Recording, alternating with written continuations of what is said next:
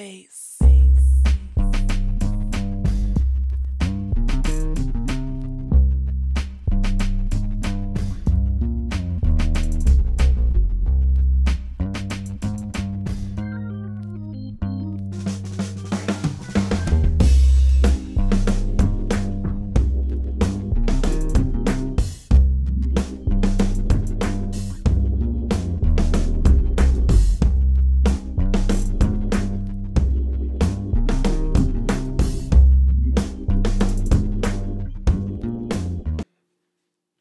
Dysfunctional Family, episode 40, take only.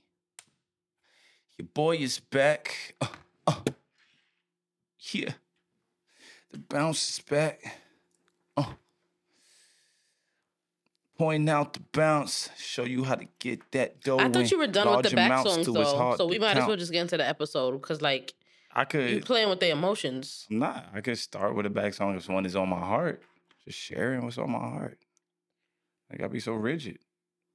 You know, a different day, different play, different strokes. All right, welcome back folks. to episode 40. Different live, different vibes. You know what I'm saying? Sorry. You finished or you done? I'm done. Episode Birdman. 40 of Dysfunctional Family podcast. I'm sorry. There we go. Episode 40, baby. You know the vibes. Like, subscribe, share, comment, hit that alert button so you can get them alerts when they come in. If you're listening on all digital streaming podcast platforms, download the episode, rate the episode 5 stars, hopefully. But I ain't gonna tell you what to do. If it's 1 star and we trash, then, do that. But I don't think it's gonna be 1 star. Sorry. Man, to give me that look, I can't even have no fun. I'm just seeing how I'm supposed Ain't no fun that the homies can't have fun with me. It's how you pod. You have fun, you open up, you loosen up. Yep. You know what I'm saying? This episode is brought to you by Free the Souls Clothing, Always LLC. and forever. Hit freethesoulsclothing.com for some of that fire. Fire. You will know. All right, episode 40, Dysfunctional Family Podcast. We are excited about this episode because we're starting a brand new series. I don't know what it is with the series so far, but we're going to do it till we feel like we don't need to do it no more. Starting a new series today, called... The random Spanish is crazy. Yes. Okay. See. Called Marriage is Boring. Oh. Part uno. Marriage is boring. Oh. How do we come across that? Can you actually sent me something that I thought was quite interesting. Yeah. So I recently was scrolling mindlessly, as I mentioned in a previous episode, as I sometimes do. And I came across a reel about with Lala Anthony, Carmelo Anthony's ex-wife, mentioning that she feels that marriage is no longer a goal for most people because most married couples that she knows are miserable. Yikes. And I'm thinking now, right? I don't know how long she was married to Melo. 15 years maybe? Let me see. I think they got married when the year he got drafted or the year after he got drafted. He got drafted in 2003. So I think they got married like 2003, 04. Maybe like 15 because they divorced in 2018? Somewhere around there. I don't know. Because it was very concealed, whatever was going on between them, as it should have been, right? So let's average it about 15 years they were married. And whenever she started making love to Tommy on Power, it was around that time. I don't know. Maybe I'm wrong, but it just feels like that's when it started to go downhill publicly. I'll believe it at that. Just feels like, I don't know. Not saying it's connected. I'm not in their business, but it just feels like, I don't know. But I agree, but we're moving. So we got to consider. Business. Well, one thing I considered was this is such a broad statement because we're not far removed from the age that she is. We're like, consider a peer, I guess, of hers-ish. It's like 10 years older than us. Really? Lala's like 41, 42. You're right.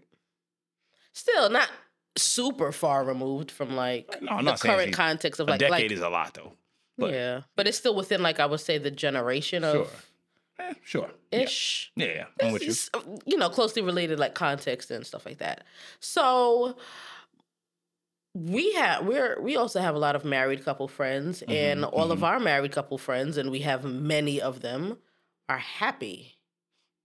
Relatively speaking, like, I don't know. So I'm just thinking, like, this statement that she made, that most married couples she knows are not happy, or that marriage is no longer a goal for people. Is she speaking from her own experience? You know what I mean? Is she just making this blanket statement for, like, marriage overall because things didn't work out for her? So I don't know. It just got me thinking. I mean, it does spark the question, like, is marriage boring? I think there's a couple elements that I want to unpack. I think one, I'm not going to say like I disagree with you or I'm going to push back, but I will say this. Nobody's going to come from context that's not their own to start. Even we're coming, like, you even use your friends as your context. My friends are happy, right? So is she just speaking from her own experience? Yeah, probably. And so are you. You know what I'm saying? So even the idea that marriage is not boring, or married couples that are not miserable, to sort of counteract and be antithetical to her statement, I think even that is coming from our context, right? So I think that's important to remember. But what I will say is, I would consider that she is recently divorced, one. But I think we're both on the same side with this piece, and I think I stand for the people that are in an effort to destigmatize the narrative that marriage is boring, or that people are just miserable, right? Like, you had terms like the old ball and chain to refer to a wife, or, once you get married, it's like a funeral, or something like marriage and funeral. It's the same thing. I've heard like crazy stuff like that. I'm like, yo, what in the world? Now, granted, like, we've been married, this March will make 9 years that we've been married, right? March 29th, that'll make 9 years that we've been married. And of course, I would never try to speak from the perspective of, let's say, I don't know, random TD and Sarita Jakes, right? They have 40 years of marriage. I don't want to speak to, they have experiences that we haven't even encountered or close to encountered yet, right? So I don't want to act like we have all the experience in only 9 years. Granted, we have like over almost 2 decades worth of dating experience, but that's neither here nor there, right? But I just don't believe that marriage is designed to just be boring. And I don't think that the marriage I'm in is boring.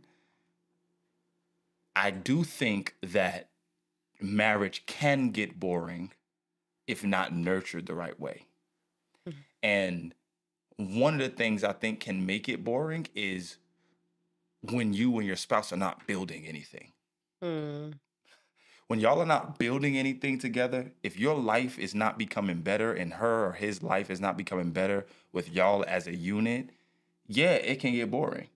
But when you're building together, whether that's we're about to break generational curses in finance and break the cycles of cyclic poverty in our bloodline. If y'all are working on that actively together, y'all got something to look forward to. If y'all have children and you have fruit of a next generation together, y'all have something to look forward to. If you have newfound hobbies, or she has newfound hobbies, or you've been promoted at work and there's a new level of life to look forward to. But if y'all not building nothing, of course it can get boring. So I'm not sure. I don't want to first of all, Carmelo Anthony is one of my favorite players of all time. So he has a special place in my heart. I fell in love with Carmelo Anthony's game since Oak Hill. And then when he went off to Syracuse, I'm just a big fan. I watched every game at Syracuse, every shot. I know every stat. I ain't even gonna go there. I'm a huge Carmelo Anthony fan. So I'm not gonna get into their like Lala and Anthony's personal business. I'm not in Melo's personal business. I just think they are the anecdote that has sparked this conversation. But I think the reality is, when you're building with your partner, there's something to look forward to. And I think that it's very possible, with the success she's starting to have in her acting career and the success he started to have outside of basketball with some of his like nonprofit organizations and some of his work he's been doing in Puerto Rico and in Red Hook, Brooklyn. He's been doing a lot of charitable work. He just started a clothing line that I know has been building and brewing for years. Sometimes when you are doing so many things on your own and it doesn't come together for the benefit of us as a unit, then sure, maybe we can get boring because all of my exhilarating stuff is outside of you. Which is not to say don't have your own stuff. Of course not, which we discussed in our last episode. Yeah. There's a way to do that, right? But I don't know. I just think that when people aren't building together anything, it can get boring, sure. Yeah. But you got to be building. So that's my opinion. I mean, I have more to say, but yeah, I'll stop there for now. Ooh, that's heavy. I think also, though, something else that we have to consider is, can you be your authentic self with your partner? Because overall, I think most people think that they're fun, you know what I mean? Or they're in some capacity, like they consider themselves. I wouldn't say fun, maybe interesting. Yeah, like something along those lines, right? Most people wouldn't describe themselves as boring. You may, but Yeah. Most people probably wouldn't. So Maybe I not. think something that I probably need metrics on it. Yeah, I'm sure. I think so. I know some. I'm guesstimating here. You might, right? Flat. I'm kind of bland, but I think it's like equal. But I don't want to take away from your point. Let me hear what you guys say. So yeah, like you could be boring sometimes, but like as a person, like overall, I don't think that most people would use the adjective boring to describe themselves. Okay, sure. Right? Sure. And with that being said, we have to consider, or we should consider, like, can you be your authentic self with your partner? Because if not, we also have to think about, are you suppressing who you really are? Because if I can't be freely myself around you, then of course the relationship itself is going to become dull and boring because I'm waiting till I'm not with you to be free, to be fun, to be exciting, to be interesting, to be, you know what I mean? To have a good time. Yeah. So you have to, when I'm with my spouse, am I really free? Am I really who I am on the inside? Or do I feel like I have to suppress some of my desires and personality and interests in order to make sure that we're okay? And then in the long run, long term, how does that impact our relationship?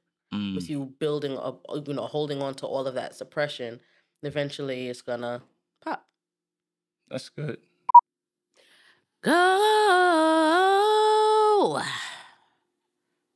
I want to go lay down. All right. Speaking of go lay down, this episode is also brought to you by Rest by Lynn. Listen, I'm right now holding one of the most comfortable pillows I have ever laid my head on. Ever. And I'm not saying this because this is a partnership. It's actually a partnership because I believe this is one of the most comfortable pillows I've ever laid on. Listen, hit up restbylynn.com. She's offering y'all a special discount only because y'all rocking with Dysfunctional Family. So go to restbylynn.com for all of your pillows. I'm talking She got pillows. neck pillows. Yeah, neck pillows for when you fly in. Couch pillows. She got floor pillows. Floor pillows. If you want to go on a picnic, the oversized jumbo joint. I mean, all the dope pillows. Galore. Y'all go to restbylynn.com. She has a special code just for you for tuning in. TFF15. All right? 15. That stands for Dysfunctional Family. So TFF15, and you're going to get 15% off any of your orders. All right? I'm telling you, go. This is some of the best pillows you'll ever get. And they beautiful, too. Beautiful. So many different Kente fabric. It's just beautiful. All right. Rest by Lynn. Peace. That's good. So what I'm hearing you say is some people are bored in marriage because they don't have the space to be who they truly are. Yeah. So they're a lesser version of themselves. Yeah. Yeah. I like that. I think that what it makes me think about is like, what do we call fun? Because then I also think about like, am I calling something fun that's usually just like a poor habit for a married or a single person, right? Like, let's say, I think sometimes people think marriage is boring because they've lived in such a way that marriage in their mind restricts them from living. So like they have to harness a certain behavior.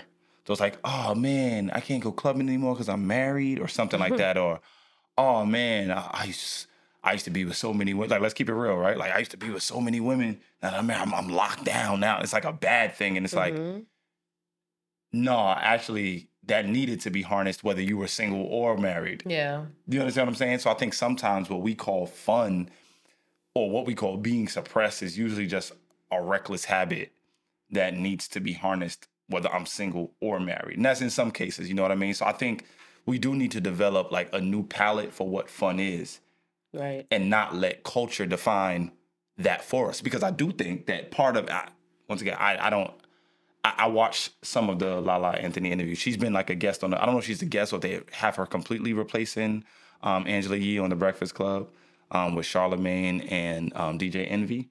But I do know she's been on the show the last like 2 weeks or something like that, 2-3 weeks. And that's where this conversation came up. And I did hear most of the conversation. I got to be honest, when I hear her talk about most of the people she knows who are married are miserable, it's because a lot of what is marriage is defined by culture.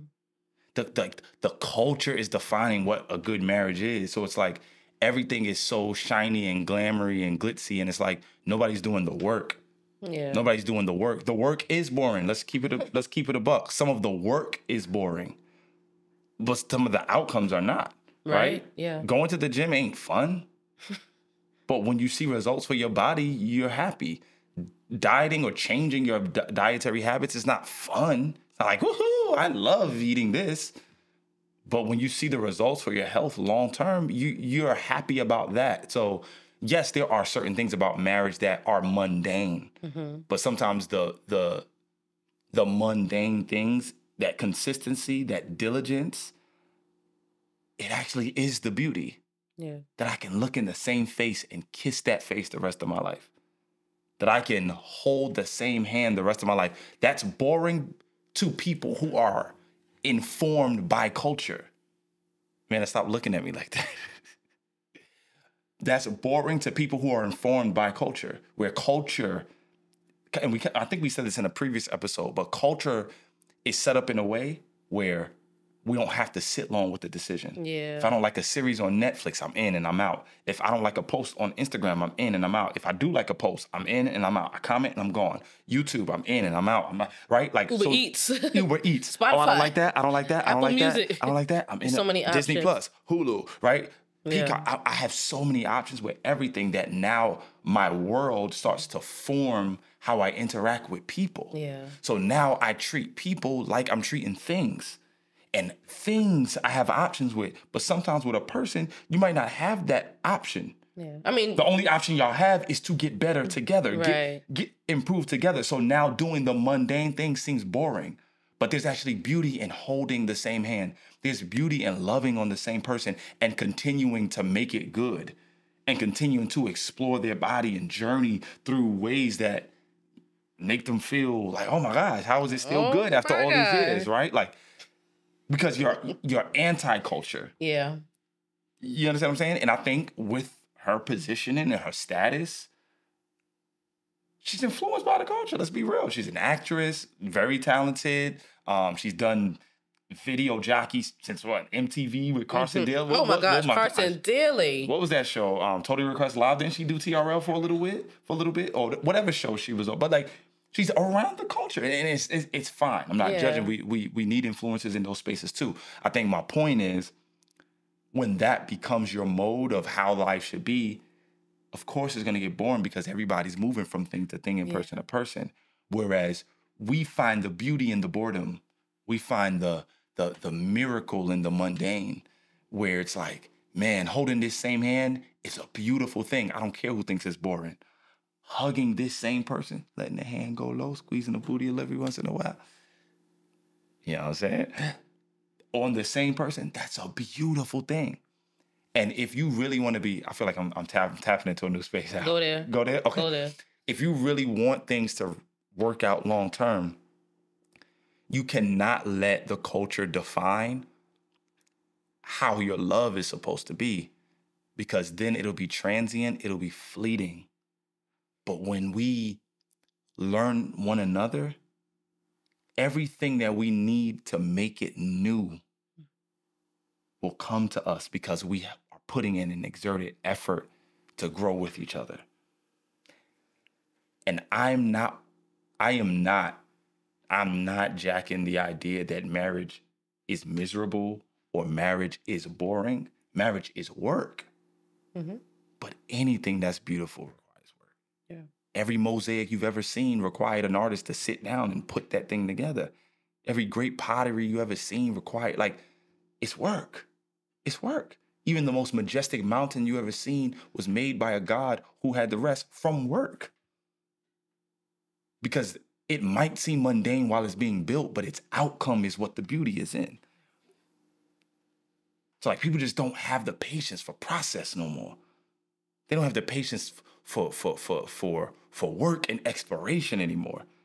So you're calling mundane things miserable because you want now results. But that's not what love is. Love is not about now results. Love is about process now and continued stages of beauty and newness and revelation and depth of who a person is. So, man, I just went on a little tear. I'm sorry, but we just can't let the culture define us. You know what I mean? And I do want to piggyback really quickly. Yeah, I'll jump in, because I kind of, and it's going to be like, I promise it's going to be 10 seconds. But you mentioned that, a lot of people feel like, oh, I'm locked down or ball and chain and I can't be who I was before, blah, blah, blah. But truthfully, a lot of those habits that some people had before marriage were unhealthy even as a single person. Right. So like, yeah, exactly. You think that it's, you're constricted within the confines of like a covenant of marriage, but was it really a healthy habit for you while you were single? You know what I'm saying? Like taking down somebody new every night or going to the strip club. And, you know what I'm saying? Like just giving so much of your time, your mental, physical, emotional energy, your money, your being to these activities. Was it really beneficial for you or helpful for you in any way, even in your singleness? Right. So you can't expect... It probably confused you more. Saying? Yeah. Right. So it made love a lot more complex. Right. You know what I mean? And that also kind of goes back to like the transience of what you were talking about. You kind of get what you want one day, and then tomorrow you have an option to do something else. Like if you're not committed to doing the work before you get married, when you get married, the work is going to be even harder.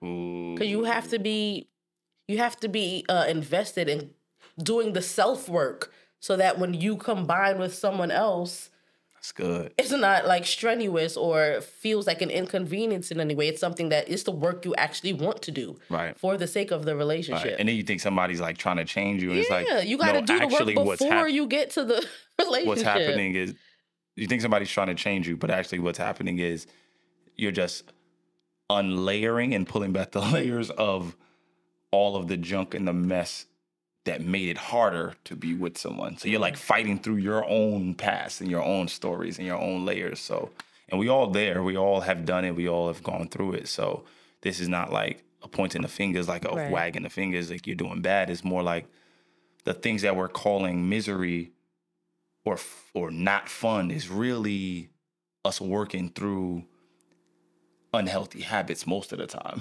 Exactly. or the habits of somebody that just, is not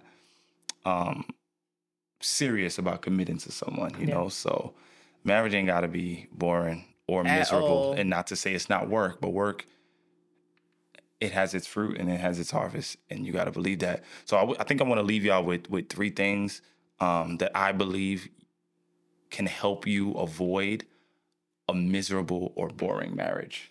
All right. The first thing I want to say is remain grateful. Important. Remain grateful to your partner. I've noticed this myself, that there will be times where Amanda will sneeze or something like that. And it's like, because I live with her, it's like, I don't say God bless you. And it's like, no, why would I stop doing common courtesy things? Like, why would I treat somebody on the street with more courtesy than I treat my own wife just because I'm used to her? Like, we get so used to each other that we stop being grateful, right? Every morning when I'm like coming out of prayer or something like that, Amanda's like usually getting breakfast and stuff for the girls together or their lunch bags together. So she just makes me, I drink ginger tea every morning, right? So she prepares my tea and prepares me a mango smoothie because I drink that every morning. Am I going to have that every morning even if she doesn't do it? The answer is yes. But every morning that she brings it to the nightstand, next to my bed, my side of the bed, I say thank you. I can't just assume that she has to do that. She's not my waitress. She doesn't work for me. So I have to remain grateful because even though I could make it myself, she chooses to make it. And that choice shows love. And we got to stop not even over. We got to stop undervaluing our spouse and getting so dull with them that we stop being courteous. Saying thank you. Like that you just expect them to do what they do. Yeah, saying thank you. Please, excuse me. You're welcome. God bless you. Like, remain grateful for their presence and don't just treat them like anything just because you know you live with them, right? Waking up in the morning, not saying good morning to each other just because we walk like, hey, you moved the car today? It's like, yo, good morning, bro. Good morning. Remain grateful for their presence. Because the minute they get snatched away, your heart's in pieces. And it's boring when you stop appreciating. Keep honoring each other. Don't stop honoring each other. Remain grateful. I check myself about this every day.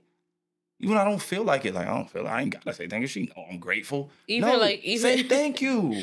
Even if we went to bed on not so good terms and in the morning we haven't yet had a chance to like fully resolve a situation, we still show each other that common courtesy. Right. So it's like you don't have to be in a good space to still show like respect and gratitude, because whether you're happy or angry, you should still appreciate who your spouse or partner is to you and for you. Absolutely. So remain grateful. That's one of the ways you can keep your marriage from getting boring, or miserable in Yaya's, and Yaya, that's my daughter, in Lala's terms, miserable. Most married people are miserable.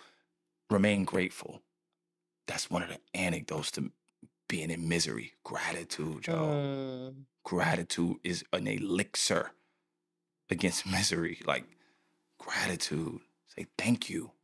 Appreciate their presence. Second, you want to take the second one? Wow. I'm still resting in that. I'm sorry, you want me to move on? I can move on. That gratitude is an elixir. Wow. Because you don't have time to focus on the bad stuff if you appreciate the other stuff, no matter how small it is.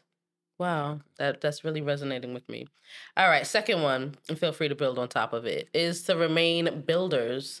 Like you mentioned earlier in the episode, you have to make sure that there's something to look forward to. So yeah, I might have my own personal goals. You have your personal goals. We have goals together as a family to build generational wealth for our children, to leave a legacy for them, for them to inherit businesses that we've established, etc. Just have a vision for what you want your future to look like. Because if you don't, you're just you're going to get stuck in a routine, a mundane, just monotonous routine where it's like, okay, get up, go to work, come home, eat dinner, watch a show, go to bed. Get up, go to work, watch and there's nothing wrong with that. Like, we need balance, so you ain't got to be building every single day.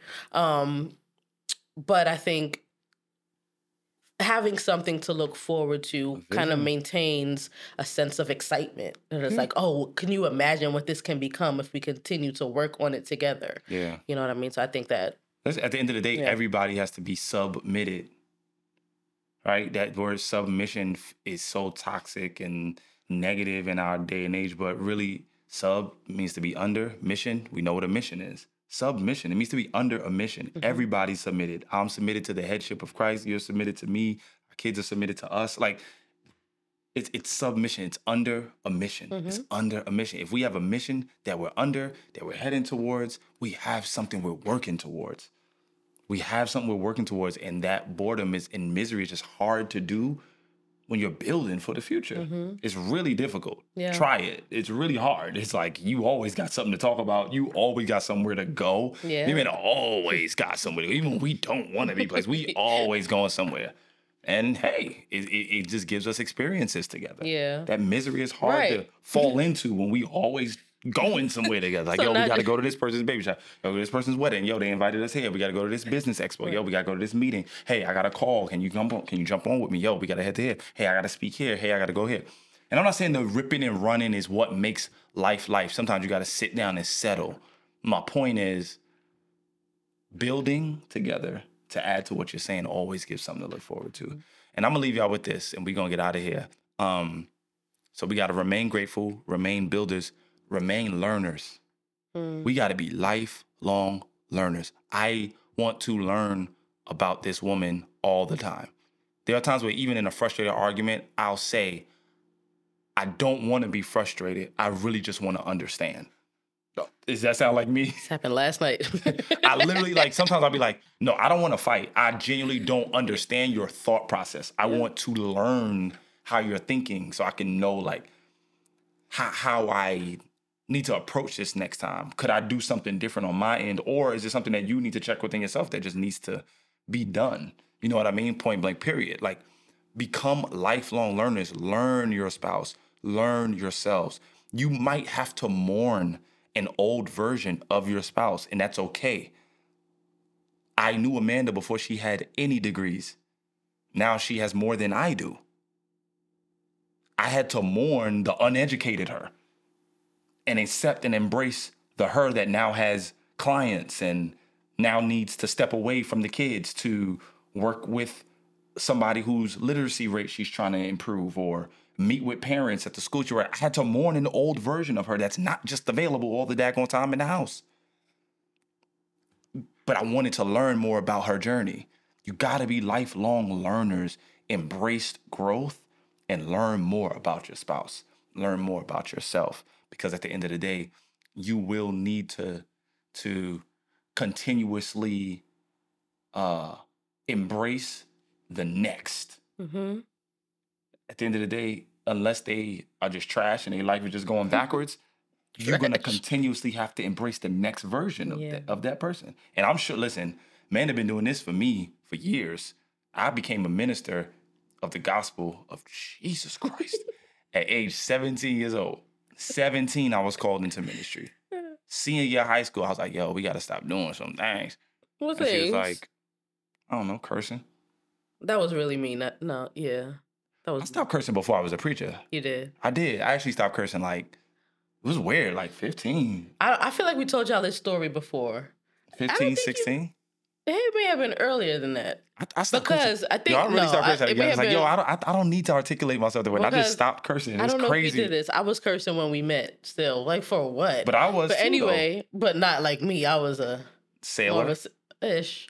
So I used to curse a lot, and he used to bite his nails a lot. So we made a little bet. Every time he bit his nails, I could curse, and every time I cursed, he could bite his nails because we were both trying to get the other to stop the bad habit. Yeah, and that's crazy. So I did stop cursing way earlier. Yeah, I don't know when I stopped cursing, but it was at a really young age. It wasn't cursing for we made this bet at like 14. Why? I wasn't even that holy like that. That's the crazy part. I was still doing my thing, running the streets with my friends. Ripping and running is crazy. Like getting in fights and stuff. I'm talking about like still doing my thing. I know what you mean, but using that. Yeah, like I wasn't like selling drugs. Like, let's be clear. Ripping and running is nuts. But still, like, no, but that's a good point. I think that it's wild. I don't know why I stopped cursing. I just stopped. I don't remember like the come to Jesus moment. It was just more like, I'm a black articulate man. I don't need to articulate myself that way.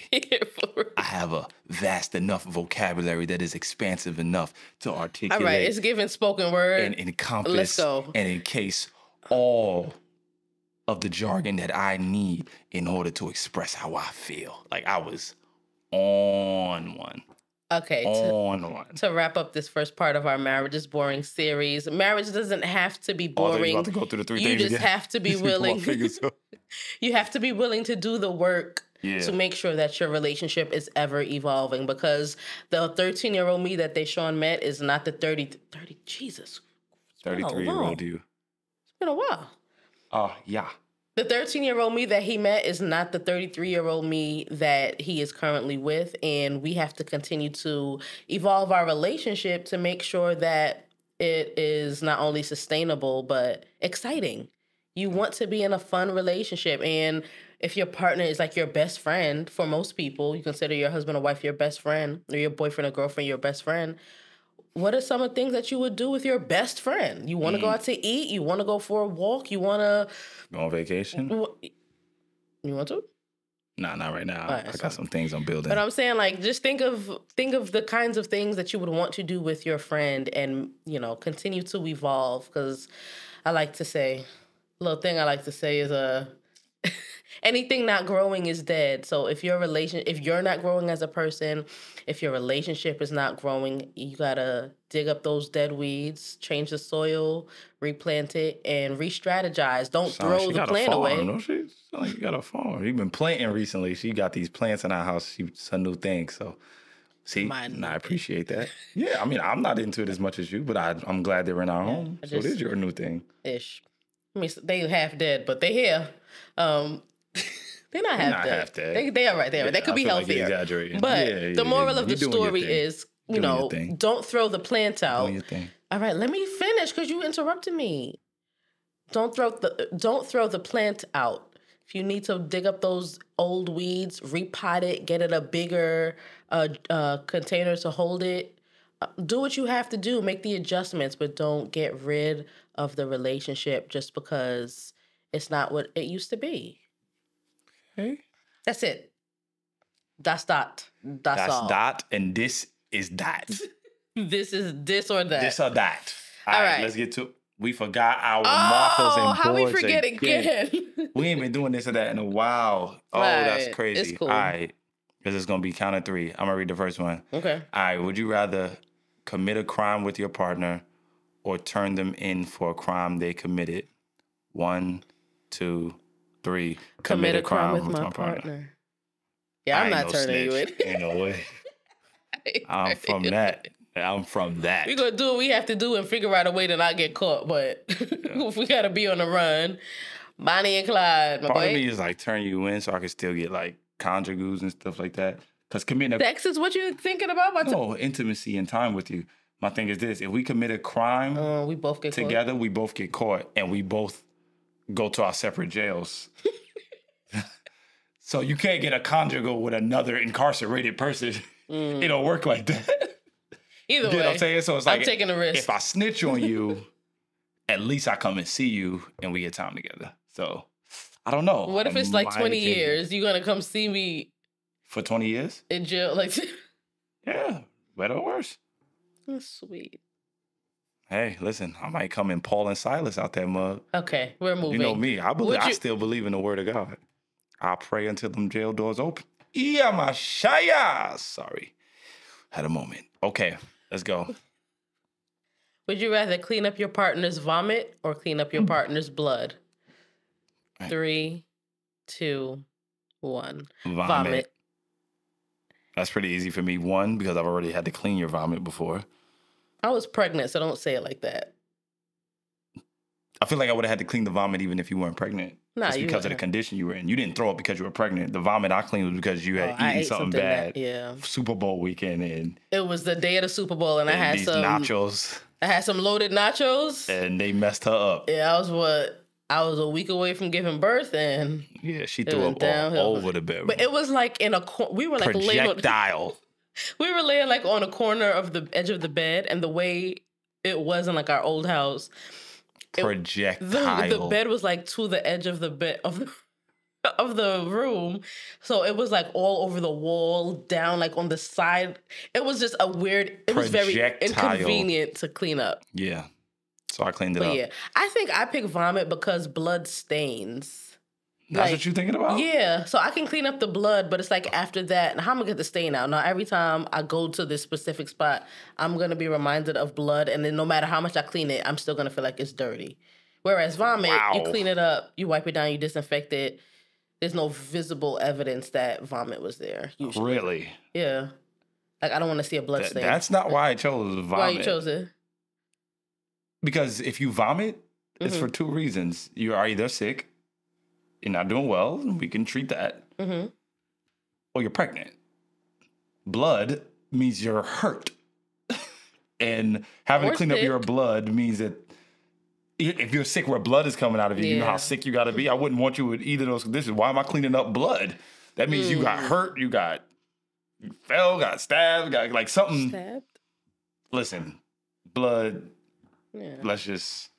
Right. I don't want to imagine you being that hurt to where I have to clean up your blood. So that's why I chose vomit. Just a more like pleasant way of thinking about you. It's crazy as that sounds. My turn? Yep. Or I'll read it out.